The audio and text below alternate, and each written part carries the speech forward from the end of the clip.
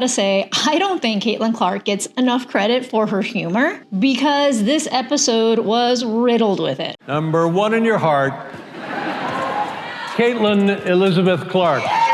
Get your order. Whatever you want, it's on him. Yeah. You're my opponent. Oh, that's right. Oh my God, it's Caitlin Elizabeth Clark. What are we gonna do? Oh my gosh. I spent 2 days with her and was not hugged. No lights, no filters, no rehearsed sound bites. Just Caitlin Clark, raw and real, sitting across from David Letterman and finally saying what everyone's been thinking. If you're a big Caitlin Clark fan, there is a lot of stuff in here that she has said in other interviews. For the first time, she opened up about the trash talk, the cheap shots, and the silent question hanging over every game. Is she being targeted in the WNBA? What unfolded during that Netflix interview wasn't just entertaining, it was revealing. She is highly likable. I think that lends itself to her popularity as she comes across as somebody that's really just respectful, likable. There's other players out there that just don't come across that way. Behind the jokes, the charm, and the legendary 22-point scrimmage story, Caitlin let the world into her mind.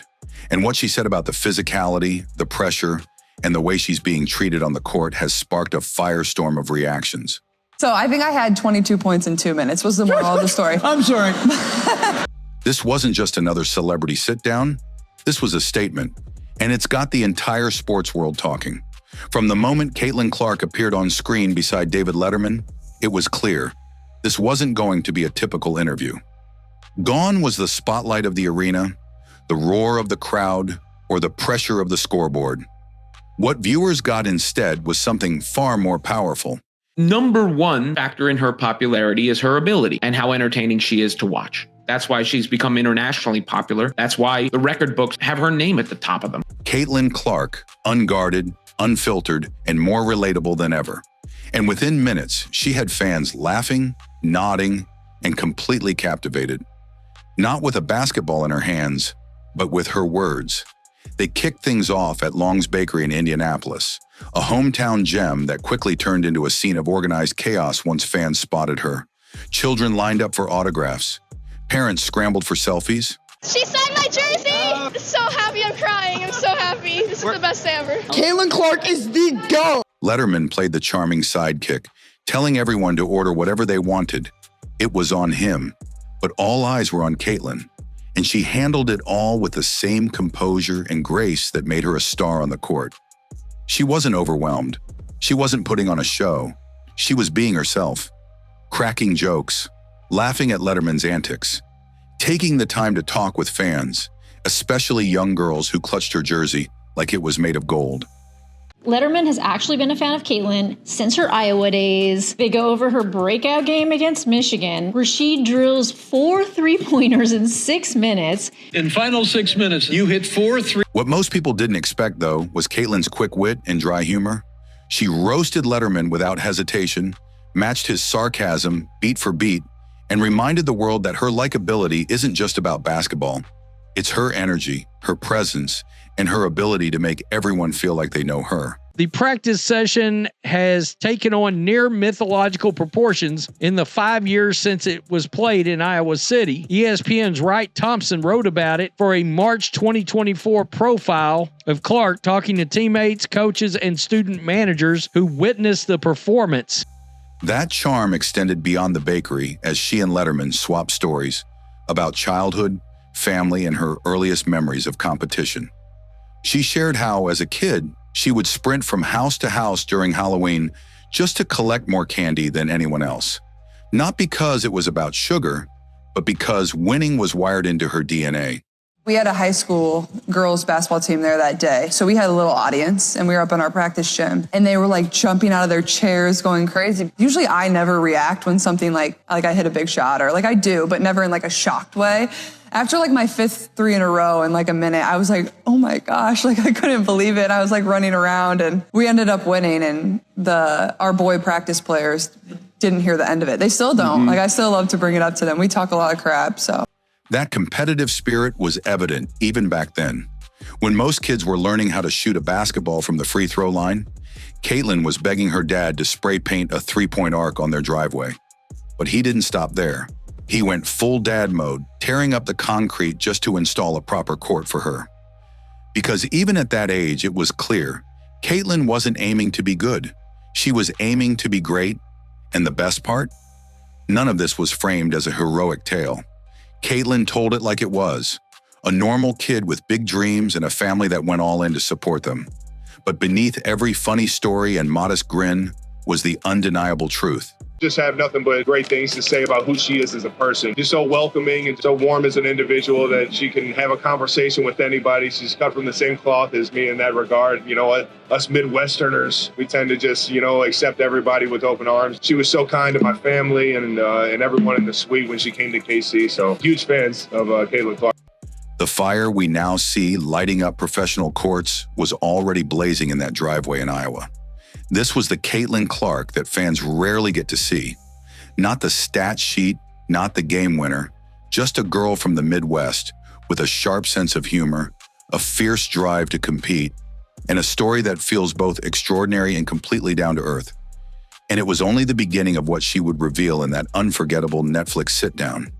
She seemed pretty humbled by the gesture, and she basically was saying she never expected to get where she was. She never expected to see people wearing her jersey, and she actually exceeded all her own expectations. As the interview unfolded, the tone began to shift.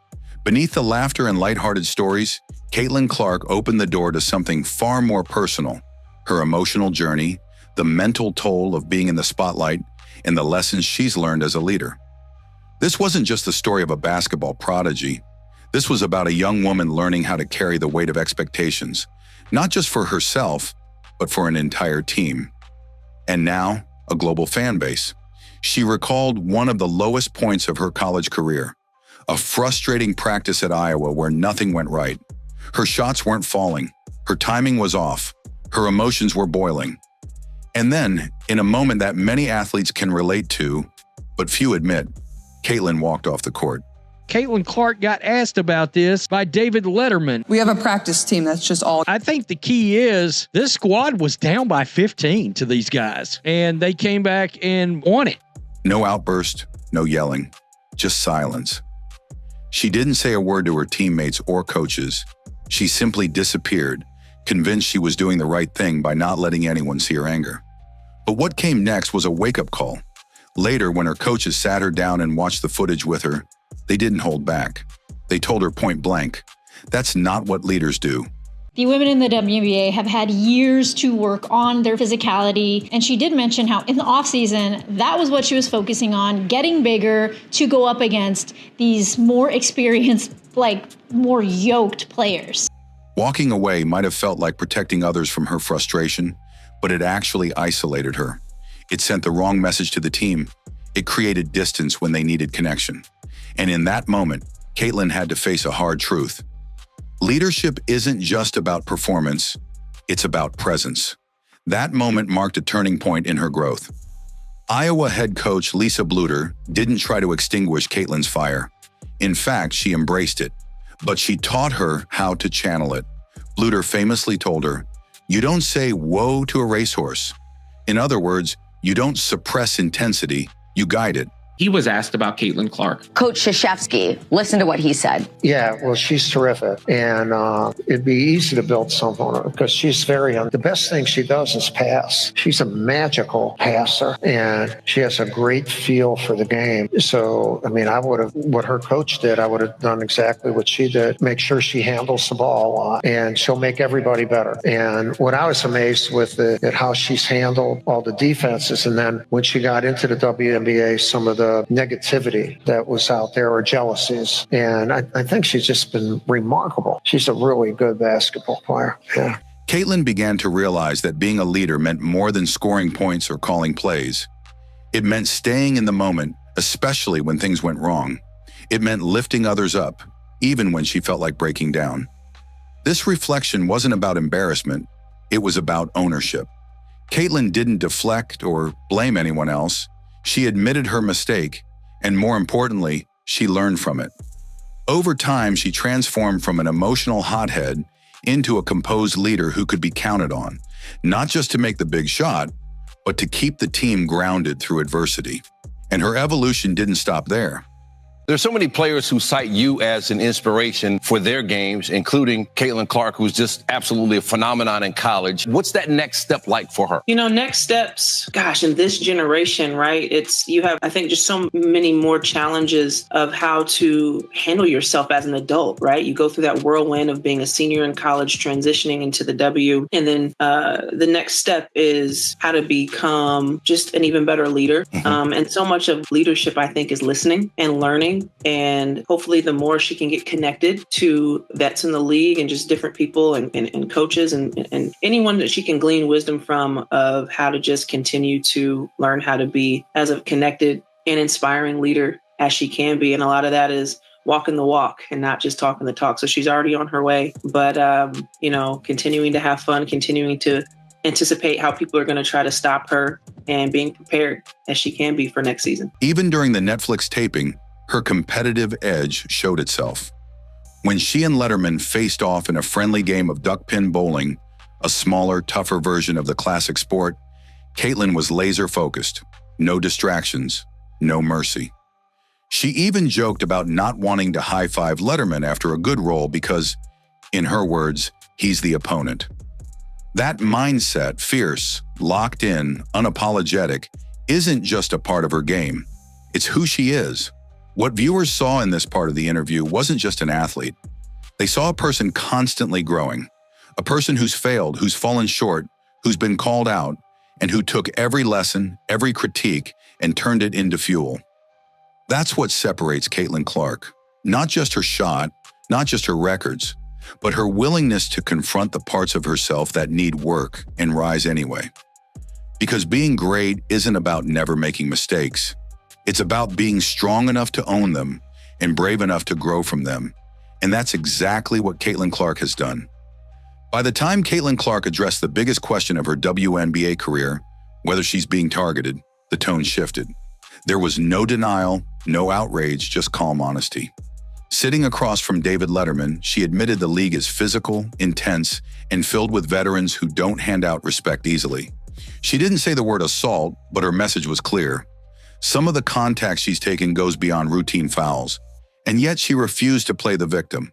Prevailing narrative that has been created around this season's WNBA play is that it's the league versus Caitlin Clark. And that is just absolutely false. It is unfair to the women that have been there building this league to this moment so that Caitlin Clark's popularity could take it to the next level. There's a method to this madness. When given a chance to talk about Caitlin Clark, they're always going to racialize it and try to demonize Caitlin Clark's fan base. Monica has figured out a way to make the WNBA relevant and profitable long term. The lady from the BBC, she seems to be asking Monica McDougal how the WNBA can maintain their momentum from last season. There's an easy answer to that question. More than likely, they can't. Two things. I think it has to show up in our storytelling, and it has to be encouraged by our families.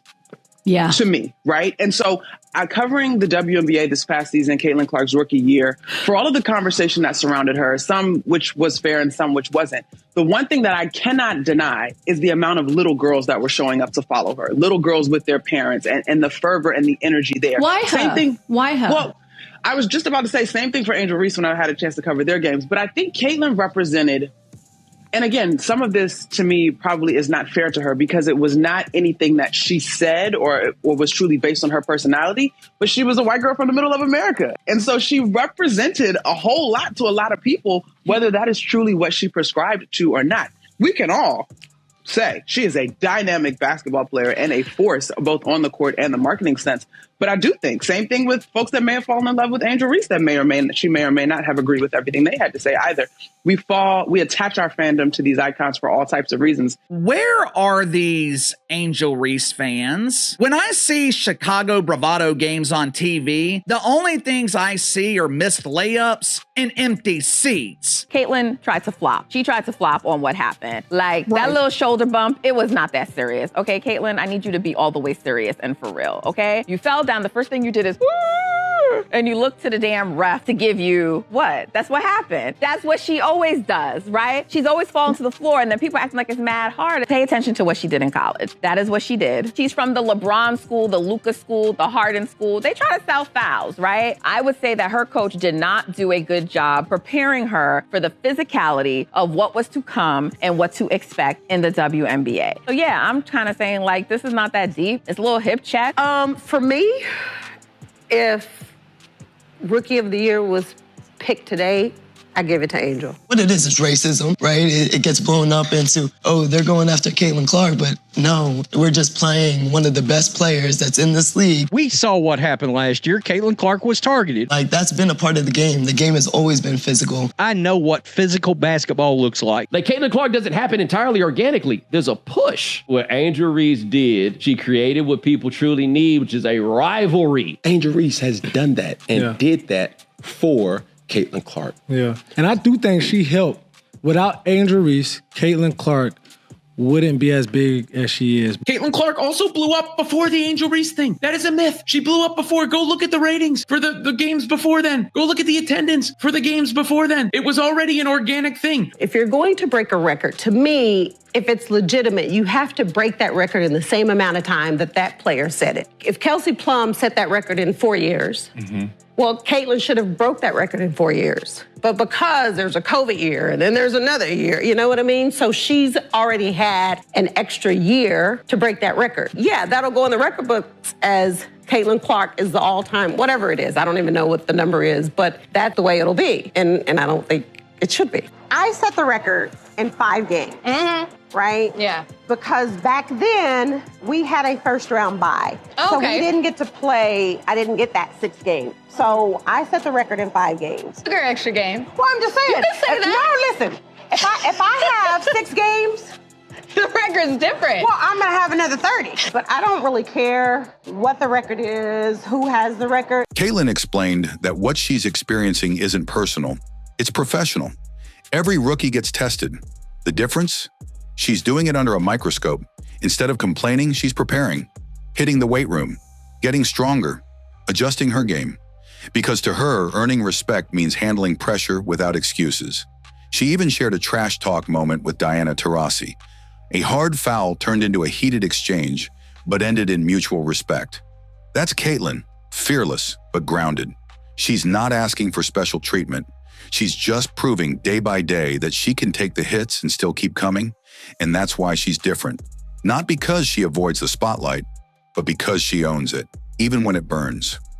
What Caitlin Clark revealed in that Netflix interview wasn't just insight into her game, it was a window into her character. Behind the viral highlights and record-breaking numbers is a young woman who's faced pressure, criticism, and real physical challenges, and met them all with focus, grace, and quiet strength. She's not asking for sympathy. She's not demanding special treatment. She's simply showing up game after game, proving she belongs, and that she's only getting better. From her childhood candy races to WNBA trash talk battles, Caitlin's story is more than basketball. It's about resilience, growth, and staying true to who you are. She doesn't fold under pressure. She thrives in it. And if this interview proved anything, it's that Caitlin Clark isn't backing down. She's just getting started. If you believe in what she represents, drop Caitlin GOAT in the comments and subscribe for more powerful stories like this one. Because we're not just watching a career, we're witnessing the rise of a legend. Association, they gave us a gym that I paid for, not entirely, but they took money out of my check and I paid for it. You better get the fucking full usage of that. Man, I got hot tub, cold tub, weight room, full court basketball, Ron. I walk in today, I'm on one side working out, Caitlin Clark on the other side. Really? I look at myself, there you go, 2 fucking legends, Patty.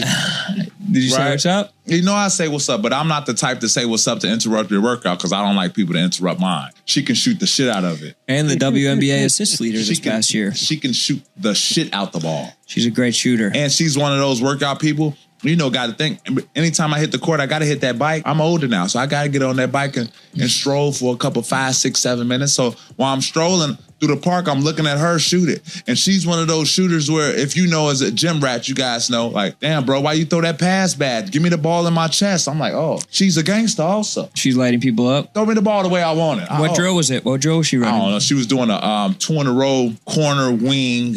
And if you miss, you have to go back to the next spot. And if you missed again, you have to go back to the starting spot. She had a nice drill. I'm literally still in it.